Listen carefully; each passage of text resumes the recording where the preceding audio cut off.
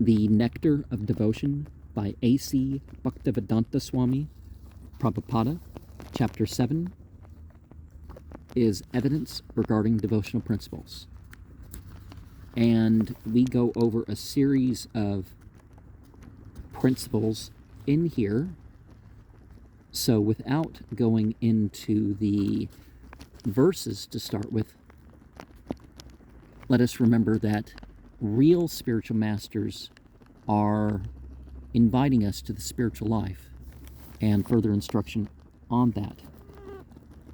And there are ways to address or to work with these spiritual masters, and that we follow in the footsteps of the actually righteous, actually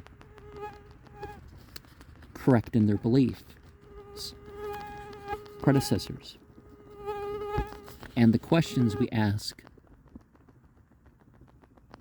regard how to live our material life in eternal terms.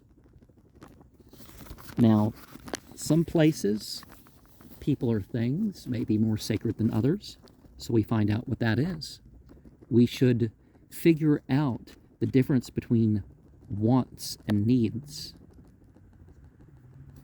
We should understand fasting in terms of more than going without.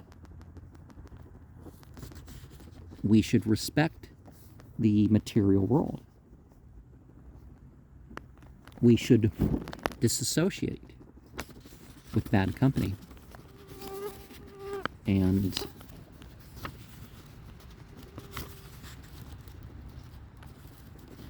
we shouldn't beat around the bush. And we should be respectful, particularly to those light beings. And we shouldn't be the sort that afflicts any. Because a lot of people will want bad upon the bad. But as much as that can pay for stuff, there is a better answer that if we can call towards that.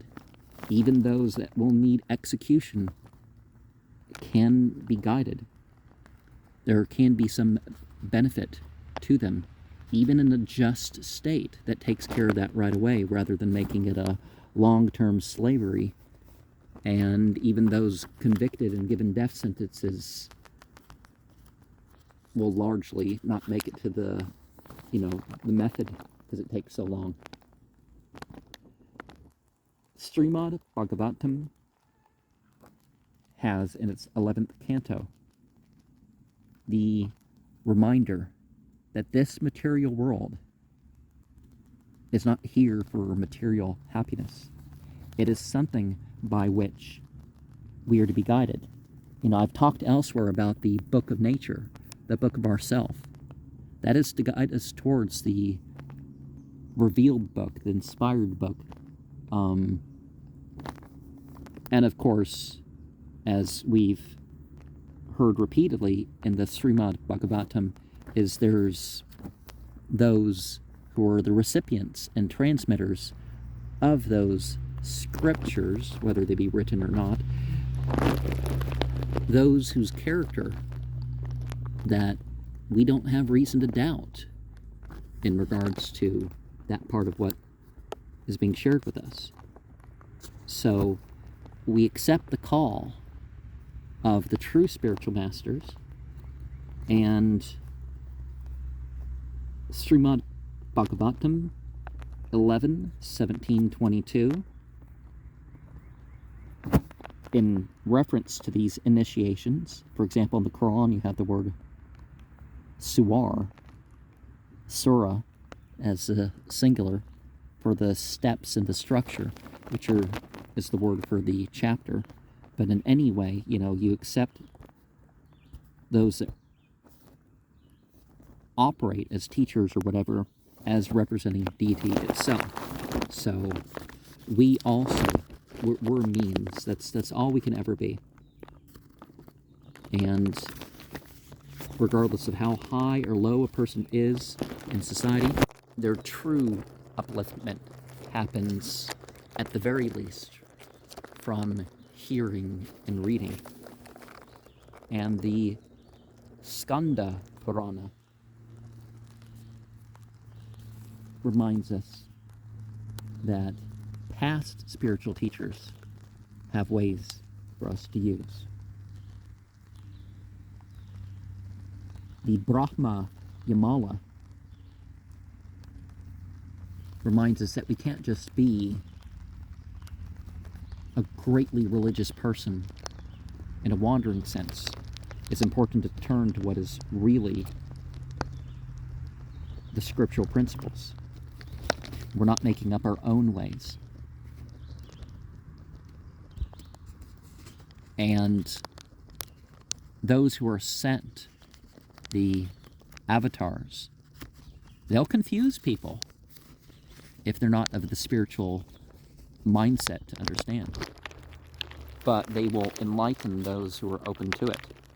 The Naradiya Purana reminds us that a spiritual seriousness is that we get stuff done promptly. We don't wallow around, oh, I'll get it done in the next half hour, wait for me.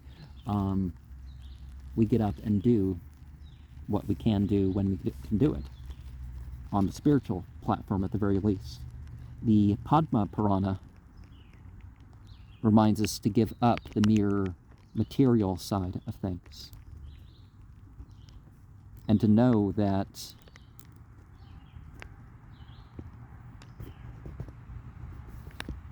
the privileges await us. And we'll have all the benefits that we may be jealous of the non-human animals with, the Sarupya Mukti. You know, because some of those four-footed animals, or four-hand animals, or however you're going to term that, we need to admit that they have abilities and all that we don't. The Brahma Purana refers to the Purushottama Kshetra, which is only 80 square miles. But it is a particularly holy place for the people of India. And it's a place where many strange appearances of four-legged creatures are seen. And these four-legged creatures, the sages encounter them. Now, the Naradiya Purana reminds us that when we accept from others, what we should accept regards our needs. Some people might actually reach 100,000 chants a day, but typically that sort of thing is not possible. In the International Society of Krishna Consciousness,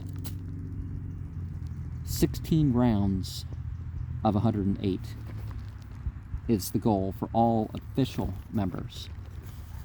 And I have worked my way to doing that. And one of the things, we have this Ekadasi fast. And the Ekadasi fast, as mentioned in the Brahma Vaivarta Purana, is done not only of food and water and that sort of stuff. One also fasts from sin. Now, in theory, you should be able to fast from sin all the time, but at the very least, you know, one day a month, try not to sin. And some plants, like the tulasi and the amalaka, are plants that remind us of certain entities, and therefore we use them respectfully, or we encounter them in a particular way of respect. And likewise, any scriptural plant that reminds us of the lessons, we should use that opportunity of its witnessing. Now, who isn't devoted? Obviously, the materialists are too devoted. And others are ones that deny the spiritual hierarchy. They deny that there could be an ultimate divinity, and it doesn't matter what entity you're turning to that's disincarnate or relatively a causal, or however you're going to phrase that. So those are the Vaishnava, and certainly you don't make your life about being around the Vaishnava. The Katyayana Samhita talks about how horrible of circumstances people can be trapped in. But that is better than being trapped with non-devotees. Of course, our prison system may have you trapped in a cell with the worst of non-devotees, even to the point where the other non-devotees in nearby cells are like, you have to take care of that cellie of yours.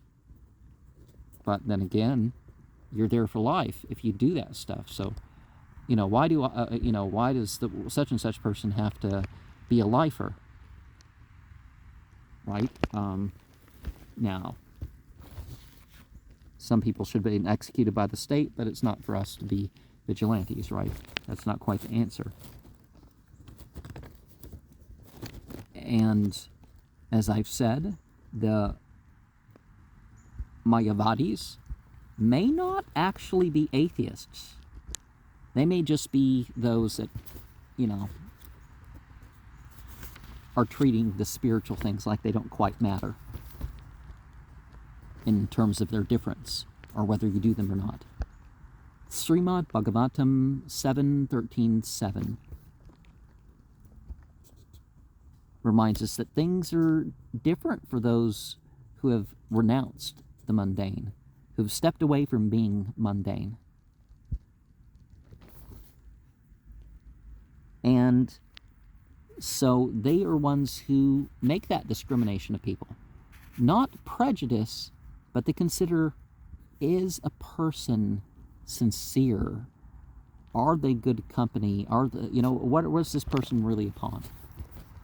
And when they're accepting disciples, they, consider as such. Right? And I've faced a lot of criticism from certain individuals that are officially in the International Society for Krishna Consciousness, because I do content that is not instantly recognizable as being totally God conscious. I mean, my channel's about spiritual existence, everything. Everything that I bring up is in that context, but, some people, you only make comments on our specific books and stuff, and it's like, okay, well, that's why I'm not an official member, at the very least, right? Right. Now,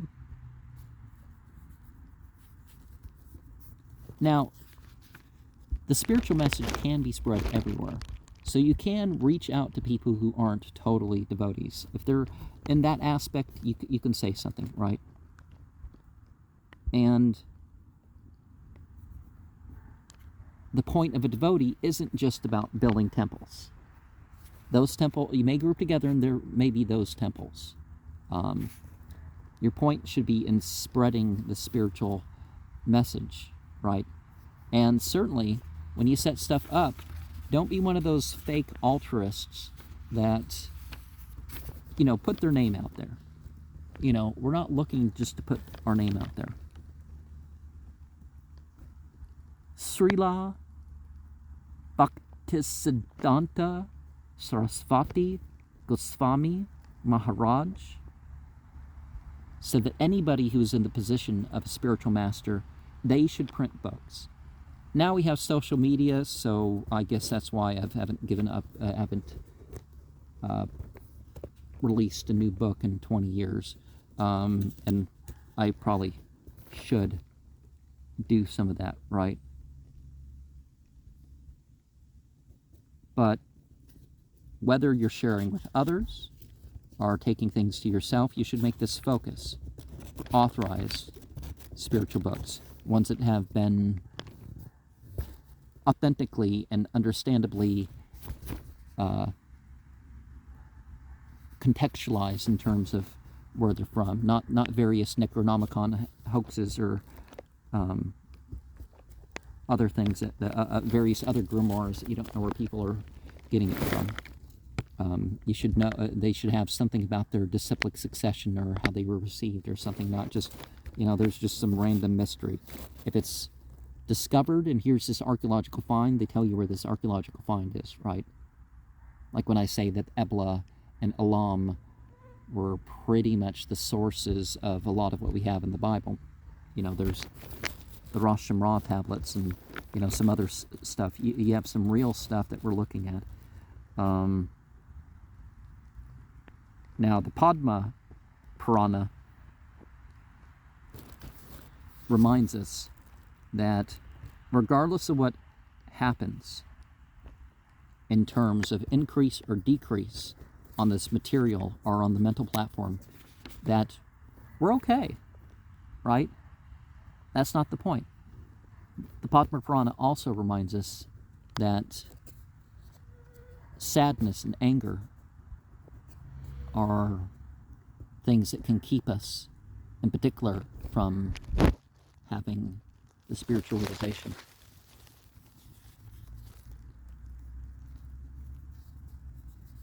And the Padma Purana also teaches us that the all-attractive is over all these things that people may consider to be deities aside. It is the one with all their powers, in charge, the ultimate final say of all their powers, of all their presence, more present than all of them put together.